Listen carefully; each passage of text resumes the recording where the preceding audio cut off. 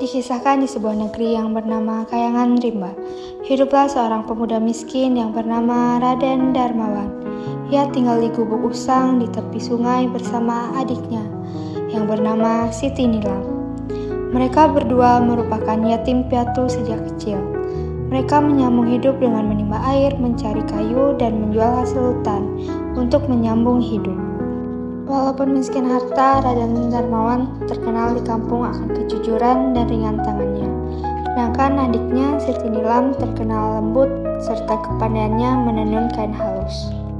Di istana negeri itu, tinggallah Baginda Raja Surya Adipati bersama putrinya, Putri Embun Pagi, gadis yang rupawan, berhati suci, dan sering turun ke desa untuk menolong rakyat miskin.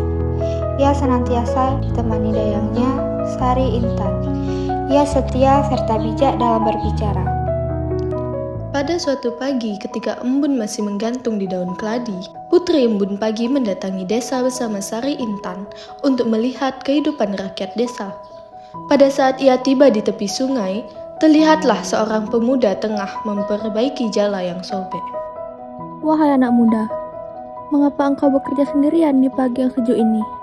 Ampun, Tuan Putri, hamba bekerja sebelum matahari tinggi, karena bila siang tiba, panasnya matahari terlalu terik untuk orang miskin seperti hamba. Tidakkah engkau letih hidup begini setiap hari?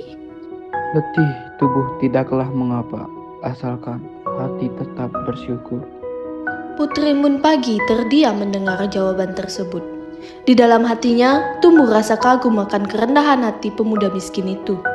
Maka sejak hari itu, ia sering datang diam-diam untuk membawa makanan dan obat untuk keluarga kecil itu. Siti Nilam pun bersahabat dengan Sari Intan, dan keduanya sering berbincang tentang kehidupan yang berbeda antara istana dengan rakyat jelata. Namun, kebahagiaan mereka tidak berlangsung lama. Seorang bangsawan tamak bernama Tuan Wiraseta. Ia iri hati karena Putri Embun Pagi kerap turun ke desa. Ia pun menuduh Raden Darmawan sebagai penyihir yang mengikat hati sang Tuan Putri. Ia pun menghasut raja untuk menangkapnya. Ampun, Baginda. Pati melihat pemuda miskin itu menggunakan sihir untuk mendekati Tuan Putri. Bawalah dia ke balai pertemuan. Jika benar ia bersalah, hukumlah dengan pantas. Ketika Raden Darmawan digiring ke istana, Putri Embun Pagi berlari menghadap ayahandanya.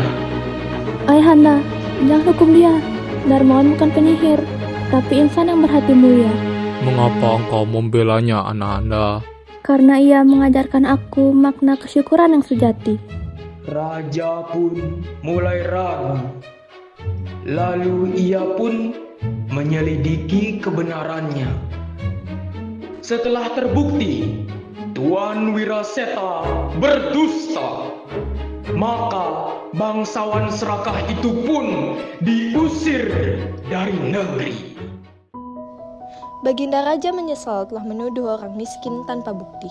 Maka Baginda memanggil Raden Darmawan dan Siti Nilam ke istana. Wahai anak muda, engkau miskin harta tetapi kaya budi. Aku malu akan kesalahanku. Ampun, Baginda, tidak ada dendam di hati hamba. Orang kecil hanya berharap keadilan raja, seperti teduhnya pohon di padang garsang. Lihatlah ayahanda, inilah bukti bahwa kemuliaan tidak hanya lahir dari darah bangsawan.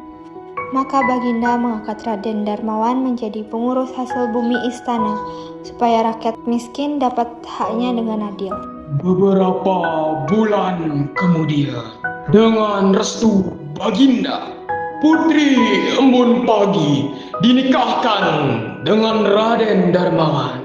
Sedangkan Sari Intan bersanding dengan sahabatnya, pemuda desa bernama Panglima Damar yang gagah menjaga istana.